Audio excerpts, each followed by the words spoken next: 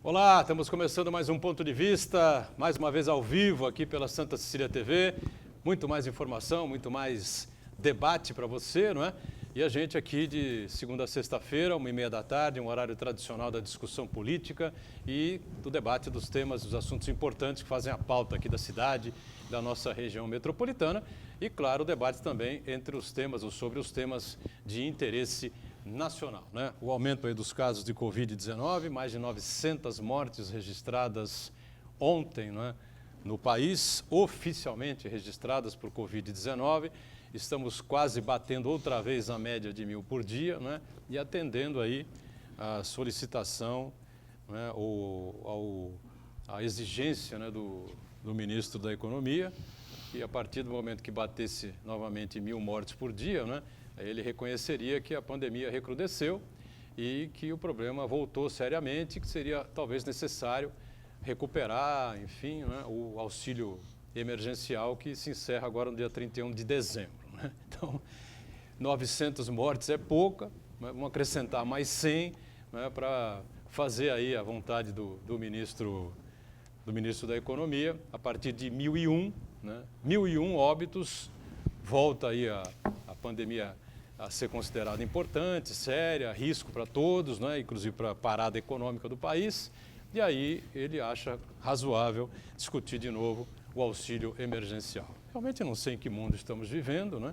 Nem em que país estamos vivendo, nem o que diabo está acontecendo, e a gente é obrigado a conviver com esse tipo de coisa, né? Ontem o presidente da República em São Paulo veio inaugurar a torre lá no CEAGESP, né? Como se fosse uma coisa de grande importância. Na verdade, ele veio xingar o governador João Dória, chamou de rato, né, ratazanas e não sei o quê. E a verdade é que ele reuniu 5.000 pessoas ali aproximadamente no CEAGESP para dizer que o CEAGESP não será privatizado. 80% ali das pessoas sem máscara, né, aplaudindo e aquela coisa toda, aquelas confusões que ele gosta de fazer e que, claro, já rodaram o mundo inteiro pelas redes sociais, né, e agora fica aí o Brasil sendo observado aí, né, pelo resto do mundo como o país anti-vacina, né, como se todos os brasileiros fossem anti-vacinas, né? Afinal de contas, a imagem que passa o presidente da República é essa e que estamos todos aí, na verdade, intencionados, né, ou com o objetivo de fazer o Covid prosperar, ou o coronavírus prosperar cada vez mais no nosso país. Uma coisa terrível, realmente. É uma interrogação que passa pela cabeça, não sei mesmo em que mundo estamos vivendo, em que país estamos vivendo, o que diabo aconteceu conosco para chegarmos numa situação dessas. De segunda a sexta também aqui na Santa Cecília TV, às 8 da noite, você acompanha a reprise, né, do nosso Ponto de Vista, que conta hoje mais uma vez com a participação sempre importante do Aldo Santos Pinto, gerente jurídico da Santa Casa, que vai trazer aí informações importantes a respeito de realizações aí do hospital, e vai participar, claro, do debate sobre outros temas também que são fundamentais. Tudo bem, Aldo? Prazer revê-lo. Tudo bem, obrigado, boa tarde. Acho que eu, como a grande maioria do telespectador, já estamos aí contando os dias para arrancar aquela folhinha de dezembro do calendário, na esperança de que logo ali, em 2021, tenhamos momentos mais confortáveis, seja pelos nossos políticos, seja pelo avanço no combate à pandemia, seja pela retomada da economia que todos estamos buscando. Boa tarde. Muito bem, obrigado ao Aldo, né? Esse é o sentimento e a esperança de todos nós, sem dúvida nenhuma, e falta pouco, né, para 2020 ir embora e chegar aí o ano de 2021, que, se Deus quiser, será o ano mundial da vacinação, né? Quer Bolsonaro queira, quer Bolsonaro não queira, não é? Conosco também a Juliana Lafron, ela que é a gestora do programa Novo Olhar, da Prefeitura de Santos. Tivemos aí hoje uma informação que também não é das melhores, pelo contrário, né? Um crescimento aí do número de pessoas morando pelas ruas aqui da cidade, um censo realizado entre 2009 e 2019. A gente vai falar muito sobre esse assunto, muito sobre esse tema, e a Juliana vai esclarecer aí uma série de pontos a respeito disso. Prazer revê-la, tudo bem? Tudo bem, boa tarde a todos que nos acompanham. É sempre um prazer poder estar aqui com vocês, discutindo sempre esses temas que são bastante pertinentes para a nossa cidade. Obrigado, Juliana. E lá na ponta o Marcos Santana, né? Atento aí às informações que vão surgindo e a sua participação sempre importante aqui com a gente. Tudo certo aí, Santana? Boa tarde a todos, tudo bem na medida do possível. O Edgar, meus amigos que nos acompanham em casa, ouvindo as falas do presidente Jair Bolsonaro, do ministro Pazuello, ministro da Saúde, parece que somos todos personagens daqueles filmes distópicos. O filme distópico é aquele filme que se passa num cenário que a gente não sabe aonde nem quando se passa, mas é que é apocalíptico, onde tudo pode acontecer, tipo Mad Max, Walking Dead, que as tragédias se sucedem e a gente parece que está dentro de um pesadelo. Veja só as declarações do ministro Pazuello hoje de manhã. Ele anunciou um plano de imunização nacional contra a Covid-19, quando, na verdade, deveríamos estar aplicando o plano de imunização, né?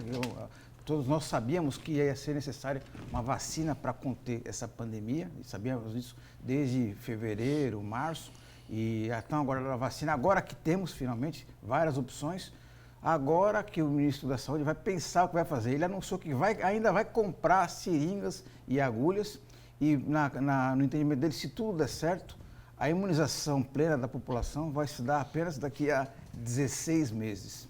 E o presidente Jair Bolsonaro, por sua vez, disse que o grande líder da nação, que deveria ser, ele disse que não vai tomar a vacina e ponto final. Quer dizer, um péssimo exemplo no meio de uma pandemia, onde todos nós precisamos ter esperança e confiar na ciência. O Jair Bolsonaro dá um péssimo exemplo para a nação. Quer dizer, uma situação que já é muito ruim, essas lideranças nacionais fazem a situação ficar pior ainda. Eu quero cumprimentar você que nos acompanha ao vivo, convidar você a participar também do programa, mandando sua pergunta, crítica, sugestão pelo Facebook. Ponto de Vista com Edgar Boturão, ou então por e-mail, contato@pontodevista.tv.br. O programa também pode ser acompanhado ao vivo pela internet, santaportal.com.br/tv. As edições anteriores do Ponto de Vista ficam disponíveis na internet também, no nosso canal no YouTube e na nossa página no Facebook. E você que nos acompanha na reprise, às 20 horas, uma boa noite. Sempre o nosso boa noite para você que está na reprise a partir das 20 horas. Lembrando, a reprise começa então às 8 da noite, né? E o programa acaba às 14h30. Coisas absurdas, como a gente viu ontem à tarde em São Paulo, né? Loucura total, enfim. Podem acontecer na confusa e combalida República Brasileira. Deus sabe até quando, né, nós vamos aguentar esse tipo de situação. Os números do Covid em Santos, confirmados 28.409 casos. 850 pessoas faleceram aqui na cidade, os sentimentos de toda a equipe aqui do Ponto de Vista, né? As pessoas que perderam parentes, amigos, queridos, enfim, né? No estado de São Paulo, os números são gigantescos, 1.341.428 casos, 44.282 pessoas faleceram, né?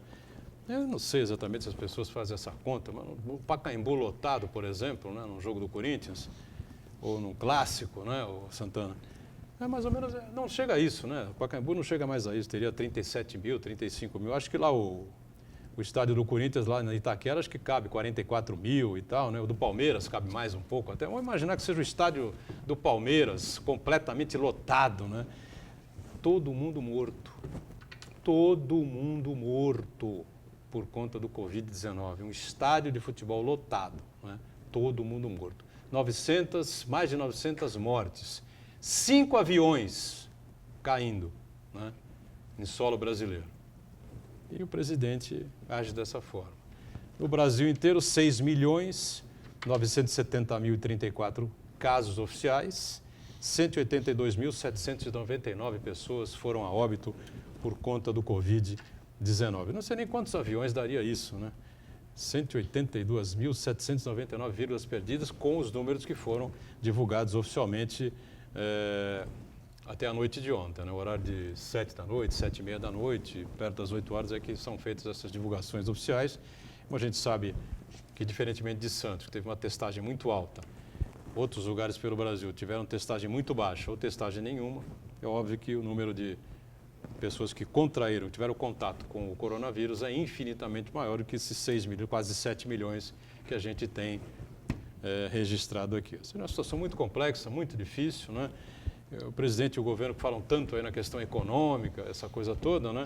Deviam entender de uma vez por todas, né, Aldo, que a economia não vai se recuperar, não vai retomar minimamente, né, a normalidade, enquanto as pessoas tiverem medo, né, de circularem por aí.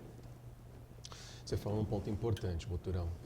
A sensação de segurança, ela tem que chegar antes mesmo da segurança chegar, porque a segurança mesmo, nós ainda não sabemos quando de fato chegará. Mas a sensação de segurança, ela passa pelo uso obrigatório da máscara, pela higienização constante das mãos, pelo distanciamento social que deveríamos estar fazendo com mais segurança. Nós não estamos vendo na nossa região, não vamos falar de outras regiões e nem de outros estados. Vamos falar da nossa região. Nós não estamos vendo um distanciamento social sendo feito de maneira correta.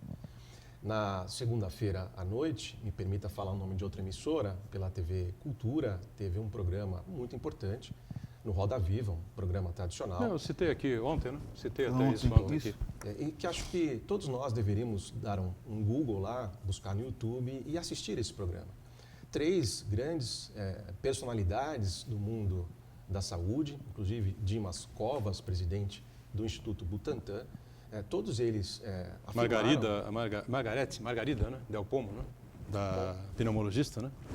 Do Todos- Fiocruz. da Fiocruz. Todos eles afirmaram que nós não teremos vacina no mundo, para todo mundo, em 2021.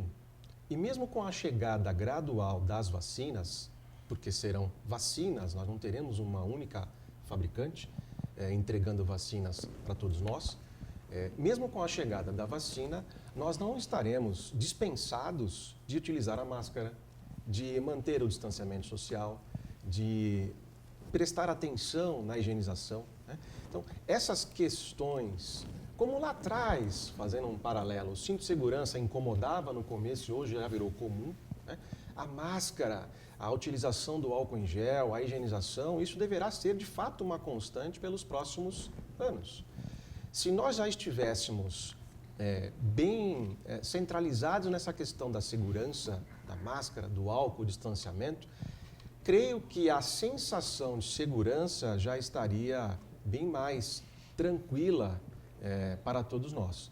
Como isso não está acontecendo e estão depositando todas as chances ou todas as esperanças na vacina, eu acho que isso ainda vai ficar um pouco confuso nos próximos meses. Não tem dúvida nenhuma com relação a isso, né? Em relação, antes da gente entrar no censo, o Juliana propriamente dito, para você explicar com calma, a gente poder debater aí com você, essa questão do Covid e o morador de rua, como é que isso foi administrado, está sendo administrado aqui na cidade? É um problema, né? Sim, com certeza. Primeiramente, queria destacar a importância do trabalho preventivo, que é o dever de todos nós, que seja feito, né?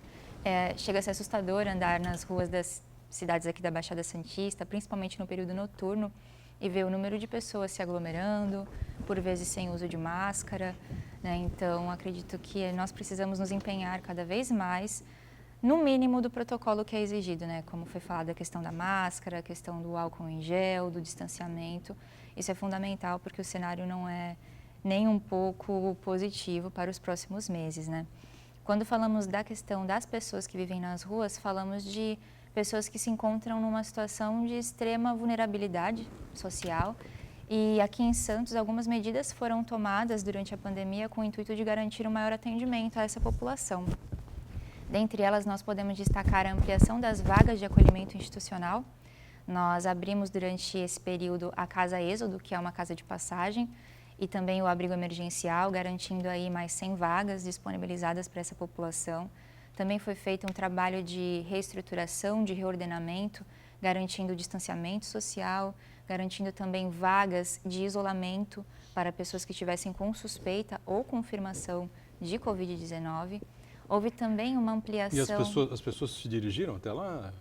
Sim, nós tivemos alguns casos que foram... Ou as viaturas da Secretaria, da Prefeitura, que tinham que circular aí, conversar com os moradores de rua, as duas formas de saber qual era a situação. encaminhamento são possíveis, né? Nós temos as equipes de abordagem que atuam nas ruas da cidade, tem o foco nos locais de maior concentração da população em situação de rua, porém também atendem os chamados do 153, e essa equipe aborda as pessoas, faz um trabalho também de orientação educativo e encaminha para os demais serviços, dentre eles os acolhimentos e o Centro POP.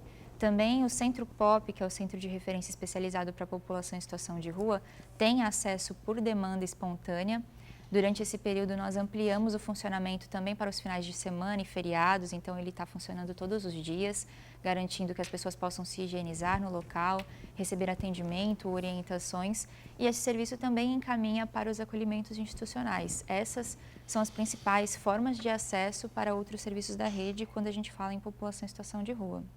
São cuidados importantes que precisam ser tomados, né? Porque claro que a pessoa que está morando na rua, a princípio, obviamente, tem dificuldade financeira, e numa dificuldade financeira muito grande, não é?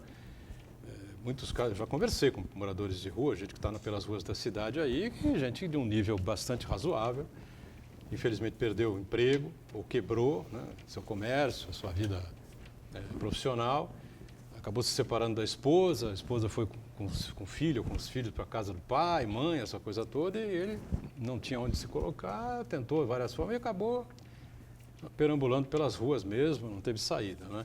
E outros casos são pessoas que têm outras dificuldades, enfim, a gente vai poder abordar com mais calma mais à frente, né? A retrato da situação econômica que nós estamos vivendo, né? Esse censo que nós vamos poder discutir e debater com calma daqui a pouco. Agora, boas notícias a gente tem da Santa Casa, né? Antes de fechar o bloco aqui, eu recebi uma informação agora há pouco do Augusto, viu? O Aldo Santos Pinto, você também já tem essa informação, lógico, bem antes da gente, né? A Santa Casa está liberando, não sei se ainda hoje, durante esta semana, né? Os honorários médicos pendentes. Olha aí, Santana, olha que coisa, hein? Entre 2013 e 2016... Normalmente a notícia é o contrário. É o contrário, né? É o contrário. 2013, dívidas com os médicos da Santa Casa, né? Entre 2013 e 2016, que foi do ano justamente em que assumiu o provedor Ariovaldo Feliciano, né? Então, os médicos, eu conheço vários, né? E falam, agora melhorou, agora está indo bem e tal. Mas tem uma pendência lá atrás ainda. Mas não foi negociar? Não, eles falam que vão pagar e tal, mas sabe como é que é e tal, não sei o quê. Vai pagar, né? Agora vai pagar. Olha, essa notícia é tão importante que ela de fato tem que ser registrada, né? Porque não obstante o empenho do provedor, não obstante o empenho de toda a diretoria, o empenho diário de mais de 4.200 colaboradores, o empenho diário em equipar o hospital com equipamentos realmente de primeira linha, de ponta, que inclusive atende ao SUS, não há qualquer tipo de separação entre atendimento SUS e privado. Todas as melhorias, todos os equipamentos tecnológicos atendem também aos acolhidos pelo SUS, mas ainda existia um porém em algumas pessoas, alguns prestadores de serviço, que seria o pagamento de honorários atrasados. Lembrando, pagamento de honorários atrasados que não foi gerado por esta administração que assumiu em 2016, como o Boturão bem falou. Mas o provedor Ariovaldo disse que encontraria uma maneira, assim, de ir eliminando, vamos lembrar, a Santa Casa tinha em 2015 400 milhões de dívida, né? E o trabalho hercúleo vem sendo feito e está aí colocado uma engenharia financeira que vai sim honrar esses honorários médicos, e os médicos já estão sabendo disso, e certamente com isso, aquele senão, aquele mais que faltava para que todos pudessem ver a grandiosidade do trabalho que está sendo feito ao longo desses 4, 5 anos, acho que esse senão, então, vai ficar para trás. É importante pontuar, é importante registrar, porque não vou nem falar que é promessa de campanha, porque não é campanha, mas era uma promessa de quem estava assumindo um passivo, né? Um compromisso de quem estava assumindo um passivo de 400 milhões de reais. Pois é, muitas modificações aconteceram, né, na Santa Casa da Misericórdia, enfim, muita gente andou chiando aí, reclamando por isso, por aquilo e tal, mas o que se vê é um quadro diferente do que se tinha antes do Ariovaldo Feliciano assumir, né, como provedor da Santa Casa. Me parece que há realmente, com todo respeito às administrações passadas, né, um trabalho mais profissional, né, porque é muito bonito, a gente abre as portas, a Santa Casa da Misericórdia tem que atender a todos, é o maior hospital do litoral paulista, mas o cara não recebe o seu pagamento, né? O médico tem 2, 3, 4 meses atrasados, a enfermagem também não recebe em dia, né? Ou seja, os funcionários em geral também não conseguiam receber o salário no dia certo, enfim, era uma coisa realmente terrível, né? Inclusive uma ameaça até de encerramento das atividades em 2015 para 2016, né? Então a gente tem que realmente que dar méritos a quem os tem, né? Cumprimentar aqui hoje os administradores, os gestores da Santa Casa, né? Claro que não é só o Ariovaldo Feliciano, ele é o cabeça aí da equipe, mas tem todo um time aí por trás, né? Por baixo aí do Ariovaldo, que cumpre aí rigorosamente a sua missão e que coloca o hospital hoje realmente num patamar bastante aceitável, né? Sem dúvida. Lembrando que é um ano de pandemia. Pandemia. Nós estamos falando de honrar pagamentos deixados por outras administrações, num ano tão difícil em que nós tivemos, inclusive, o cancelamento de diversos procedimentos seletivos para atender Covid, né? Para atender os critérios de segurança da pandemia pelo coronavírus. É um ano difícil, um ano muito difícil em termos de entrada de recursos, e por isso tem que ter sim mérito, tem que divulgar sim o mérito da administração e honrar o merecido trabalho feito pelos profissionais da área médica. O intervalo, a gente retoma o ponto de vista daqui a pouquinho. Até já. Muito bem, sequência aqui do ponto de vista com a gente o Aldo Santos Pinto, gerente jurídico da Santa Casa da Misericórdia, a Juliana Lafron, que é a gestora do programa Novo Olhar, o programa da Prefeitura de Santos, e que atende também especialmente, né, claro, as pessoas que estão em situação de rua aqui na cidade, que cresceram assustadoramente nos últimos 10 anos, a gente vai debater com ela já esse assunto, e o Santana lá na ponta conferindo aí o que de mais importante vai acontecendo, a participação das pessoas com a gente, enfim, né? Ainda para a gente fechar esse tema do Covid, que é uma coisa complicadíssima, né? O Condesb esteve reunido agora ontem, não é? E a informação que a gente tem é que os prefeitos da Baixada Santista querem um cordão de isolamento, querem fazer realmente um cordão de isolamento por todas as praias da região metropolitana, né? Proibindo o acesso à faixa de areia da região metropolitana, todos os municípios de praia, claro, Cubatão é a exceção, né? E que o governo do estado participe com isso também, com barreiras sanitárias, enfim, para evitar a vinda de um número grande de pessoas aqui para a região metropolitana, né? Eu espero que isso dê certo, né? Espero que isso funcione. Os prefeitos, mais uma vez, mostram união. É um fato que era muito raro, né? Cansamos de dizer isso aqui, né? O Condesb não funcionava realmente, entendeu? Era uma coisa complicada, um debate que não evoluía, enfim. E com a pandemia, né, no comando aí do Paulo Alexandre, as coisas realmente caminharam a bom termo. Lógico que em determinado momento cada cidade acabou tendo aí que seguir, né, um caminho diferente da outra por conta de necessidades próprias, né? Mas é uma tentativa, né, Juliana? Acho que o que vai se fazer, né? Uma situação muito difícil. Naturalmente, Natal e Ano Novo, ainda mais do jeito que ficou, né? Quinta para sexta, tá do tamanho, eu não vou dizer o que eu ia dizer aqui, né? Tá do jeito que o diabo gosta, mas na verdade é por aí, né? O cara desce na quarta de madrugada, já emendando na quinta 24, já não desce muita gente e tal. Mas na outra semana, que é a virada do ano, meu Deus do céu, né? Se espera, quer dizer, normalmente se espera uma monstruosidade de veículos em direção aqui à Baixada Santista. E a gente espera que dessa vez não aconteça, né? Por tudo isso estamos discutindo, né? Sem dúvida, né? Infelizmente são medidas que são necessárias e reforço, talvez por uma falta de consciência ainda das pessoas, da situação grave que nós estamos vivendo, né? Esse ano não é um ano fácil para nenhum de nós, de jeito nenhum. Eu passei aniversários, estou há meses sem dar um abraço na minha avó, é angustiante. Triste, né? Porém, é um compromisso que nós precisamos ter, é uma questão de saúde pública e, infelizmente, uma medida que é necessária. Acho que agem bem os prefeitos novamente, né, Waldo? Não sei como é que isso vai ser colocado em prática, é antipático, né? Pode até, se você colocar guarda municipal fechando a praia, com o policiamento fechando a praia, é uma coisa completamente absurda. Nós nunca na vida íamos imaginar uma coisa dessa na virada do ano aqui na nossa região, né?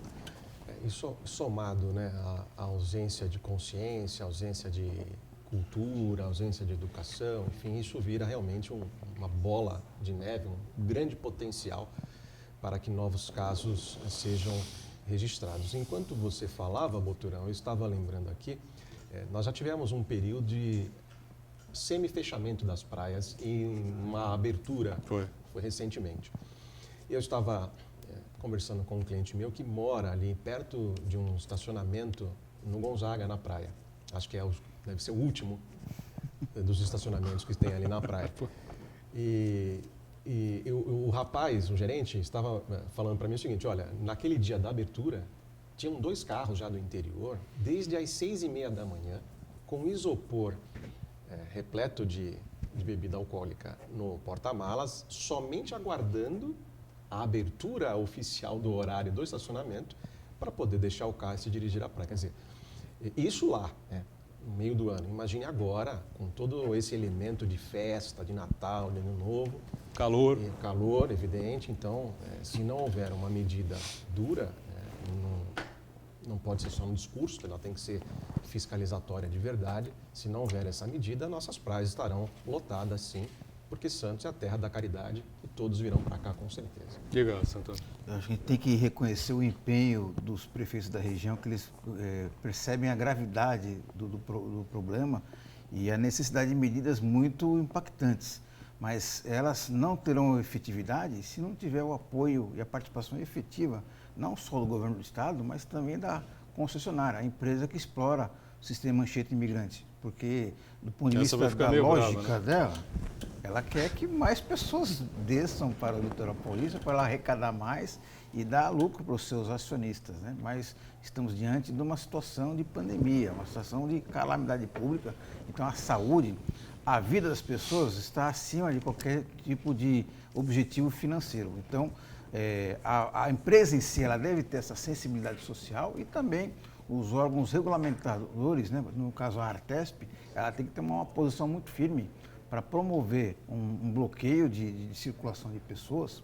Logicamente, você vai ter aquela alma cebosa que vai falar assim, olha, eu quero exercer meu direito de ir e vir e pular as minhas 7 ondinhas, né? Mas estamos numa situação completamente excepcional. Outros réveillons virão e poderemos celebrar com nossos amigos, parentes, pular as 7 ondas, estourar o espumante na areia da praia, mas nesse momento não. Então, cada ente deve dar a sua parcela de contribuição. Se nós temos campanhas aí, né, que são protagonizadas até por artistas, né, se temos aí campanhas com especialistas, né, vindo aí a mídia, enfim, falando sobre as festas de fim de ano. Vamos fazer festas à distância, né? Vamos comemorar à distância, 4, 5 pessoas numa casa no máximo, a família tradicional, o irmão fica numa casa, a avó no outro e tal, vamos fazer assim este ano e tal. Se essas publicidades que estão sendo veiculadas aí tomam esse caminho, por que as autoridades, né, não ajudam aqui os prefeitos, né, a impedir a vinda em massa de pessoas para a região? Uma delas, é claro, é a questão econômica, né? É o lado financeiro da empresa que faz a gestão do sistema cheio de imigrantes, que é a Ecovias, enfim, não é lógico, Caixa Registradora, né, num patamar violentíssimo durante os finais de semana, feriados e, fundamentalmente, principalmente, a virada de ano, que é um movimento estupendo, é uma coisa inacreditável, né? 400 mil, 500 mil carros descendo aqui para a Baixada Santista. A gente sabe disso. Agora, o Santana colocou, é verdade, a gente tem dito isso aqui diariamente no ponto de vista, o momento é excepcional, é um risco enorme, né? Porque o coronavírus está aí, o número de vítimas que nós temos é gigantesco por todo o país, né? E bom seria se as autoridades, o governo do estado e a Ecovias tomassem uma medida para ajudar aqui os prefeitos e evitar que as pessoas venham em massa aqui para essa virada de ano.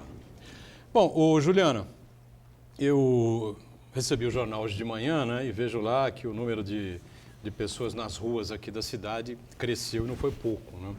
Um censo foi realizado pela prefeitura, né, em conjunto com a Unifesp, a Universidade Federal de São Paulo. Isso, né? Uhum. Universidade de São Paulo, né? Então, foi uma iniciativa da própria prefeitura, eu acho que é importante, né? A prefeitura ter claro o número, basicamente, não exato, mas quase isso, né? Das pessoas que estão perambulando pelas ruas da cidade, não têm condições de ter uma moradia, de pagar um aluguel, enfim, isso também é retrato do debacle econômico que nós vivemos nos últimos anos, 7, 8, 9 anos, né? A coisa se complicou bastante aqui no Brasil.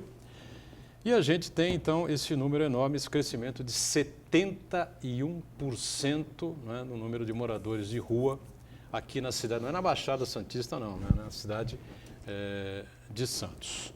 Então, eu queria que você explicasse aí como é que vocês receberam esses números, se vocês já tinham aí mais ou menos essa visão desse crescimento tão alto. Boturão, é importante iniciar destacando para que a gente faz um censo, né? A gente tem aqui no Brasil o Instituto Brasileiro de Geografia e Estatística, o IBGE, Porém, até o momento, essa população não é contabilizada pelo Instituto, né? O Instituto tem as suas pesquisas censitárias a cada 10 anos e essa população tem ficado de fora, invisibilizada nas pesquisas e estatísticas. Em nosso país, nós temos apenas uma pesquisa nacional, que é de 2007, divulgada em 2008, realizada pelo Ministério do Desenvolvimento Social e Combate à Fome à época, e essa pesquisa abarcou somente 71 municípios do país. Então, é notório que faltam dados sobre este público, isso a nível nacional. Aqui na Baixada Santista, infelizmente, somente Santos tem feito censos ao longo da história. Ao todo, são 4 pesquisas que foram realizadas, né? Nós participamos dessa pesquisa de 2008, do governo federal, de 2007. Fizemos um censo em 2009 também, efetuado pela própria Secretaria de Assistência Social à época, em parceria com outras secretarias. Em 2013, foi contratada a Fundação Instituto de Pesquisas Econômicas, a FIP, que também trouxe um número de 797 pessoas à época. E dessa vez foi firmada uma parceria junto à Universidade Federal de São Paulo. É importante destacar também que essa parceria ela é mais ampla e vai para além de um recenseamento, né? É um trabalho que vem aí perdurando de 2018 para cá e o diferencial desta pesquisa é a questão principalmente da participação. Foram montados grupos de trabalho, foi montada uma comissão, foram feitas capacitações e atividades com os trabalhadores da Secretaria de Desenvolvimento Social, de Saúde, Segurança Pública principalmente, e outras como Meio Ambiente, Cultura, que puderam se aproximar dessa discussão.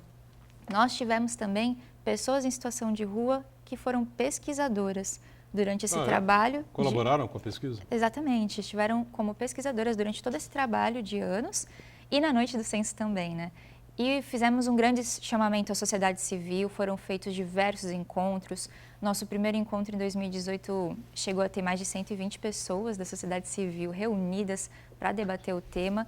E cada questão que consta no formulário foi formulada em conjunto por esses agentes, em reflexões, em debates, a própria população em situação de rua podendo dizer o que é necessário se saber em relação a esse fenômeno social. E na noite do censo, né, o censo, ele, pela característica principal, né, dessa população em específico, tem sido realizado pelas cidades que o fazem durante uma única noite. O de 2019 foi realizado no dia 24 de outubro. São diversas equipes que vão ao território ao mesmo tempo para entrevistar e contabilizar essas pessoas. E em todas as equipes nós tínhamos pessoas que são da sociedade civil e se interessam pelo tema e foram capacitadas para atuar como pesquisadores, pessoas em situação de rua, participando também como pesquisadores, trabalhadores de diferentes serviços, principalmente a abordagem social, que tem um conhecimento notório em relação às ruas da cidade, e também de outras secretarias, além dos estudantes da universidade. Então, foi um trabalho feito a diversas mãos, desde sua concepção até a execução da pesquisa em si. E o relatório parcial traz informações importantíssimas e a pandemia, obviamente, traz um prejuízo em relação à nossa possibilidade de discussão e articulação de forma ampla, né? Não podemos fazer encontros como eram feitos em 2019, em 2018, porém esperamos que o cenário melhore cada vez mais e a ideia é que a gente possa discutir e refletir esses dados conjuntamente. Até por isso, pela primeira vez, nós temos o relatório disponível para download. Quem quiser acessar as informações, tiver interesse, pode acessar o site do Programa Novo Olhar e consultar todos os dados. Olha, nós tínhamos 507 moradores de rua em Santos no ano de 2009.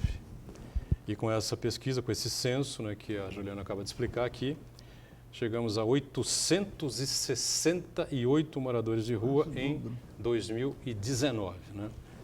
Eu, infelizmente, sou obrigado a acreditar que hoje, no final de 2020, nós temos mais, né? Sim, Isso sim. que, infelizmente, é a impressão que me passa, claro que eu não tenho dados aqui, né? Não sei nem se a Juliana tem, né? De 2020, não, né? Não, nós temos dados que são oriundos dos serviços de atendimento, né? E, por exemplo, o atendimento no centro de referência, que é o Centro Pop, tem aumentado.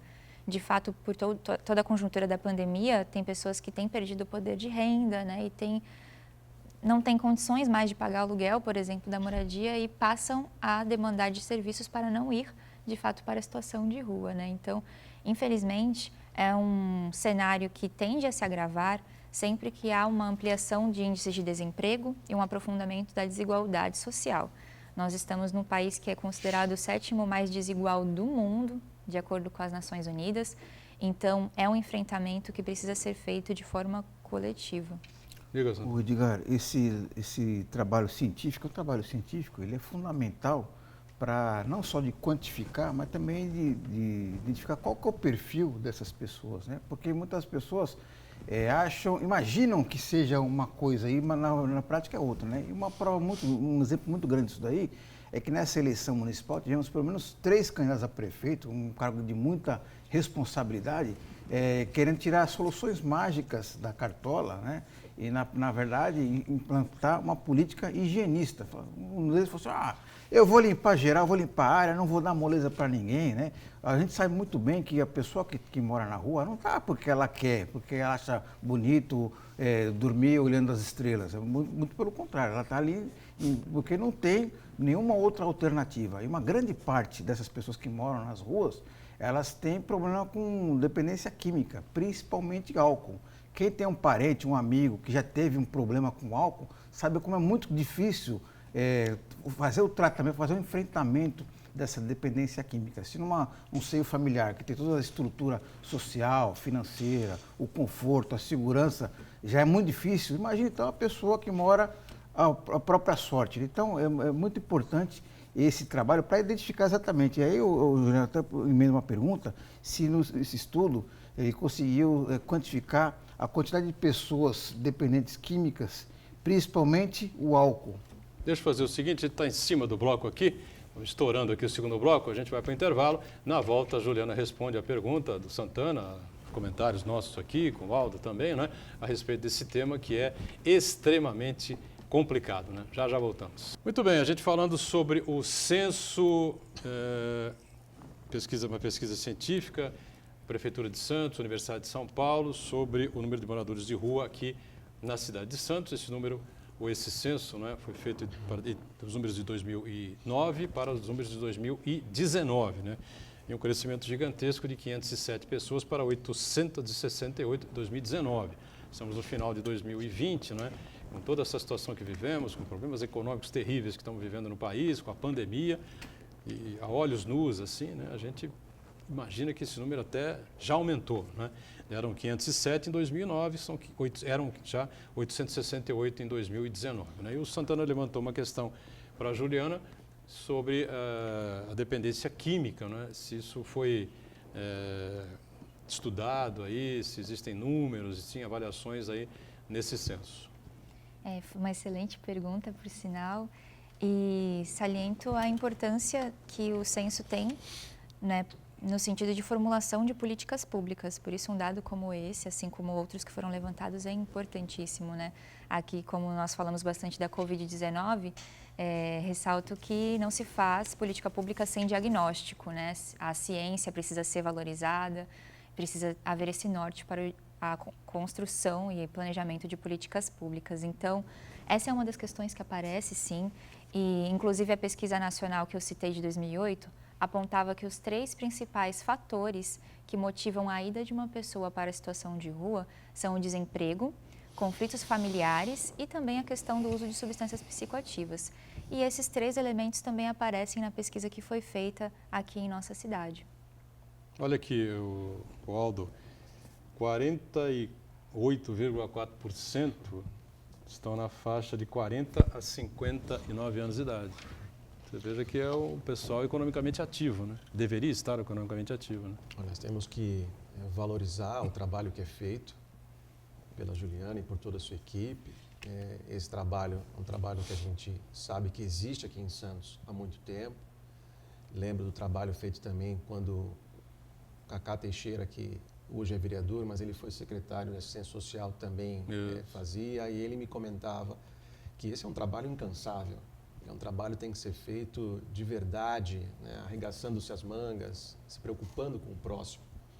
Espero aqui que esse trabalho, pelo visto muito bem feito, né? Parabenizo uma vez mais, ele consiga, já no próximo ano, trazer dados para nós, no sentido de que um grande percentual dessas pessoas conseguir encontrar um caminho, seja o caminho de um tratamento de saúde para aqueles que têm dependência, seja o caminho de um novo emprego e, quiçá, um novo lar, recuperando em si, assim, não só essa questão de morar na rua, mas a dignidade que cada um tem que ter valorizada, promovida, estimulada, e creio que um tratamento de saúde adequado, o emprego sendo recuperado, retomado e o lar, estaremos aí certamente encaminhando essas pessoas para a recuperação da sua dignidade.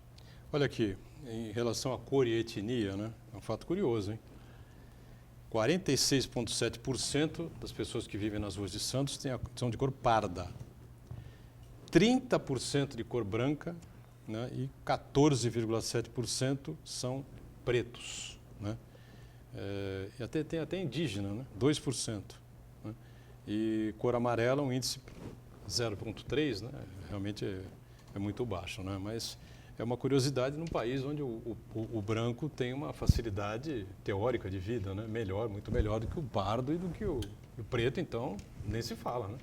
Sim, exatamente. E outro dado que corresponde também às demais pesquisas feitas no país é a majoritariamente masculina a população. Majoritariamente masculino, né? Sim, é um número bem grande. Tem muito menos mulheres nas ruas, né? As mulheres são mais, vamos dizer assim, convincentes, né? Ou aceitam mais os serviços oferecidos pela prefeitura ou não tem nada a ver?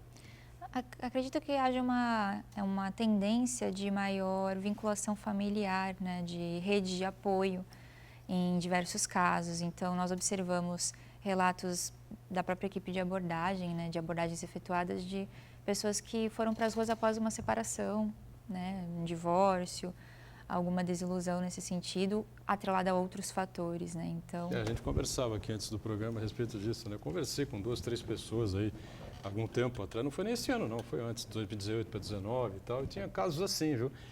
Perdeu o emprego, não conseguiu recuperar, a esposa também não conseguia, a esposa teve que ir para a casa do pai, levou o filho e tal, e o cidadão ficou ao léu, né? Claro que essa é uma questão interessante. um deles né, tinha realmente. grande condição financeira para manter todo mundo e ele acabou indo para a rua. Ela levantou uma questão muito interessante que realmente, né, grande maioria de homens, né? Por que será que as mulheres não vão para a rua tanto assim? Tem muito caso Dá para de tirar alguma conclusão, Juliano? Tem muito caso de prima morando com prima, né? Irmã morando com irmã, né? Essas coisas que você não vê em relação a homens, né? É muito Sim. difícil juntar esse acolhimento à mulher. tem a ver com uma questão também de um estereótipo construído historicamente de homem provedor, que precisa dar conta, né, da família, e como eu comentei, a questão da mulher ter uma rede de apoio é um pouco mais fortalecida por vezes, né? Então, enquanto eu trabalhei na equipe de abordagem social, enquanto trabalhava lá por alguns anos, ouvi relatos de homens que vieram para Santos tentar a vida, não conseguiram e mantinham contato com as famílias, telefônico, dizendo que estava tudo bem, que estavam empregados, que a vida caminhava bem, porém viviam nas ruas, né? Então, há diversas questões de estereótipos que precisam ser quebrados e desconstruídos ainda na nossa sociedade também. Você que pensa que a maioria dos moradores de rua estão circulando pela praia, pela orla, está enganado, né? O censo prova que não, né, Juliana? 19,9%, 20%, né, deles, né, dessas pessoas que moram nas ruas estão no chamado Centro 2, né? Centro 2 abrange aqui Vila Nova e Vila Matias, né? Com certeza. Esse dado vem ao longo dos censos anteriores também. A maior parte dessa população se concentra ali no centro da cidade. A gente achava que não, né? A maioria vinha para a praia para poder tomar um banho de chuveiro, essa coisa toda, né? A gente acompanha muito. Mas aí que está, o segundo local mais habitado pelos moradores de rua de Santos é justamente os Jardins da Orla, 11,4%, e aí tem essa característica, né? O Santos é quase que todo ano um clima bastante ameno, né? Agradável, o frio é 2 meses por ano, né? Aí o pessoal toma banho de chuveiro, fica na areia, próximo ali fica na orla, enfim, né? Na praia aqui nas praias da cidade, enfim, né? Agora, uma curiosidade que não é crítica, né? a outros municípios, a outras prefeituras que não têm os mesmos serviços aqui na nossa região, enfim. Como a gente fala da área da saúde, né? Santos é cidade polo, obrigatoriamente tem que receber os munícipes de outras localidades. Não há dúvida com relação a isso. Eu repito aqui que nunca vi nenhum prefeito aqui da cidade de Santos, nos últimos 30 anos, reclamar dessa situação, né? Agora, com moradores de rua, a coisa é parecida, né? Mas não vem só gente das cidades vizinhas. Tem gente do ABCD, a coisa é complexa, né? Qual é o percentual de santistas, né? Gente aqui da cidade que hoje está morando pelas ruas? Parte dessa população tem uma característica de migração, um componente migratório, né? Uma população flutuante. A gente percebe aqui no município, ao longo dos anos, por exemplo, que durante a temporada de verão, o número aumenta, né, de pessoas que vêm para cá, buscando trabalhos informais, inclusive, e no inverno também aumenta de pessoas buscando um clima um pouco mais ameno do que em São Paulo, por exemplo, ou no Sul, onde São Paulo, todos os anos, infelizmente, pessoas morrem de frio nas ruas, né? Mas essa pesquisa atual trouxe para nós que 38% dessa população, 38%, menos de 40%, nasceu em Santos.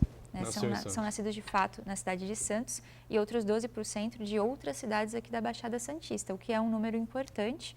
Que também... As outras cidades, quanto chegou? 12%. 12%? 12%. Não é tão alto, né? Você tem, então, 38 com 12, 50%. Exatamente. 50% restantes vêm de cidades fora da região. Fora da região, São Paulo capital, interior e outros estados. E dá para saber como é que as pessoas vêm parar aqui, não? São diversas formas, né? Por vezes a gente vê até nas redes sociais, inclusive, fotos e vídeos de pessoas descendo a serra, né? A pena. É uma questão que nós estávamos conversando, inclusive, né? As pessoas migram buscando sobrevivência, buscando serviço, buscando atendimento, buscando uma qualidade maior de vida, né? E, infelizmente, o censo, por exemplo, que dá luz, né, traz visibilidade à questão, é feito pela minoria dos municípios, da região, do país no geral. Então, falta ainda muito investimento a nível de governo federal também, estadual e outros municípios em relação a essa questão. Não existe mágica, o que existe é um trabalho que é necessário que seja feito de forma diuturna e com base nesses dados que a gente possa aprimorar e direcionar cada vez mais para as especificidades da cidade. Juliana, uma pergunta, talvez você não consiga responder, mas a maior parte dessas pessoas entrevistadas, elas possuem um documento? Porque o documento é o atestado de cidadania, né? Muitas pessoas deixaram de contar com o auxílio emergencial por conta de não ter uma simples certidão de nascimento, uma prova de que ela realmente existe. Os invisíveis. E as pessoas em situação de rua, elas, acho que a última coisa que elas vão pensar é ter um documento na mão, né? Como é que você, qual foi a situação que vocês encontraram? Essa é uma questão bastante importante também que os serviços trabalham, né, equipe de abordagem, Centro Pop. O censo apontou, por exemplo, que cerca de 32% dessa população possui Bolsa Família, recebe o benefício, né, o Bolsa Família. E isso subentende-se que a pessoa possui os documentos, porque para acessar esse benefício é necessário que se faça todo um cadastro, todo um acompanhamento. Então, o Centro Pop, por exemplo, encaminha para a segunda via de documentação e é possibilitado, inclusive, que as pessoas guardem os documentos no local e andem com uma xerox, os que não estão acolhidos, né, garantindo, inclusive, que não haja a perda do documento com frequência, né? Então, é uma questão que as equipes procuram, junto às pessoas, incentivar para que, de fato, a pessoa possa estar documentada e possa acessar outros benefícios. Olha aqui, tem coisas que são realmente impactantes, né? A gente conversava aqui, eu com o Aldo há pouco, né, sobre essa situação. 17,5% dos moradores de Rua de Santos têm um ensino fundamental 1 completo. 27,7% o ensino fundamental 2 incompleto, mas tem uma base, né? Não são analfabetos, não são pessoas que nunca frequentaram a escola, enfim, né? E o pior, hein? 18,8%, 19% praticamente, tem um ensino médio completo, só não tem a faculdade. Acho que a estatística que indica que metade desta população é de Santos ou dos municípios vizinhos, mostra que nós não podemos falar que esse problema não é nosso. Esse é um problema nosso, sim. Nós temos que olhar isso com atenção. E nós conversávamos aqui antes, independentemente de onde estejam essas pessoas, eu contei um fato desagradável aqui, lá na pracinha do Aquário, eu com a minha filha, com a minha família, e um morador de rua fez lá as suas necessidades à vista de todo mundo. Quer dizer, esse tipo de postura de quem está desregrado da sociedade certamente não ajuda a com que a sociedade como um todo queira apoiar projetos que possam ajudar essas pessoas que precisam de ajuda, né? Certamente elas sabem que precisam de ajuda. É um problema, sim, da cidade, seja porque estão aqui, seja porque são nascidos aqui, e que algumas atitudes feitas por essas mesmas pessoas não contribuem, né? Então, de fato, eu espero que a próxima estatística, no próximo ano, ela apresente uma retomada, um caminho para essas pessoas que precisam tanto dessa ajuda importante. E aqui um dado bastante interessante também, o que é que esses moradores de rua fazem para conseguir uma rendinha, né? Uma graninha, enfim, né? Para poder comer o seu pãozinho, para poder se manter de alguma forma aí pelas ruas, né? 15,57% são flanelinhas, guardadores de carro, enfim, que já está num momento assim meio que sumiço, né? Porque é tudo eletrônico hoje, né? Nem adianta muito você parar o carro. Hoje não tem praticamente mais flanelinha, né? Porque vem te abordar para tomar conta do carro. Às vezes tem algumas ruas por aí que tem, mas no geral não, porque o cara vinha com o cartão na mão, oferecendo cartão e tal. Eu cansei de comprar cartão dos flanelinhas, né? Reciclagem, 54,16%, né? É o índice mais alto, né? Pegar papelão, aquelas coisas todas, né? Os carrinheiros, né? Principalmente. Vendas, aí a gente não sei exatamente, qualquer tipo de vendas, né? Dá 11% aqui. Ajudante geral, 14,29%. E pedintes, né? Pessoas que pedem dinheiro pelas ruas, 17,27%, também é um percentual bastante elevado. Às vezes, alguma coisa as pessoas tentam fazer, né, Juliana, para se manter, né? Com certeza, e o trabalho de reciclagem é fundamental, né? Cada vez mais imprescindível, desperta a nossa atenção para a necessidade de criar cada vez mais dispositivos e mecanismos de inserção no mercado de trabalho, de economia criativa, né, com essa população incluída. Diga, Santana. O Uriel acompanha a gente, ele pergunta qual a possibilidade de promover ações envolvendo os prefeitos e o sistema universitário. Acredito que a possibilidade seja total e ampla e haja a necessidade, né? Nós comentamos aqui da necessidade de mais dados, da necessidade de um esforço coletivo enquanto sociedade. Então, essa foi uma etapa que se encerrou com a divulgação dos dados, porém nós temos todo um processo de reflexão. O Uriel, inclusive, fez parte de diversas atividades que nós fizemos, também é um braço que construiu essa pesquisa. Estamos aqui à disposição. Eu comentei que no site do Novo Olhar tem o relatório para download, para acessar, e a gente também faz atividades com a sociedade civil, convida todos a conhecerem os serviços que existem. Ainda há muito desconhecimento, né? Falamos de informação de interesse público. Quanto mais pessoas se apropriarem da discussão, melhor para todos. Juliana, parabéns pelo trabalho, né? O secretário Carlos Teixeira é o Cacá Teixeira, o secretário Carlos Mota, né? Também pela iniciativa, o prefeito Paulo Alexandre, evidentemente, né? Uma iniciativa muito importante, a gente pesquisando, né? Levantando dados, é que a gente pode chegar aí a algumas respostas e através delas tentar melhorar a situação, minimizar esse problema grave aqui na cidade, que só será melhorado realmente, né, quando a gente tiver uma economia mais estabilizada, uma economia mais forte aqui no país, né, e, claro, na Baixada também. Parabéns pelo trabalho, obrigado, viu? Obrigada. Ótimo. Meu caro Aldo Santos Pinto, obrigado mais uma vez e até a semana, hein? O ano está acabando, mas nós vamos acabar com chave de ouro. Santana diariamente conosco, né? A gente de segunda a sexta-feira, 1h30 ao vivo, aqui com o Ponto de Vista, sempre pela Santa Cecília TV, e a nossa reprise às 8 da noite. Tchau. Obrigado, gente. Valeu.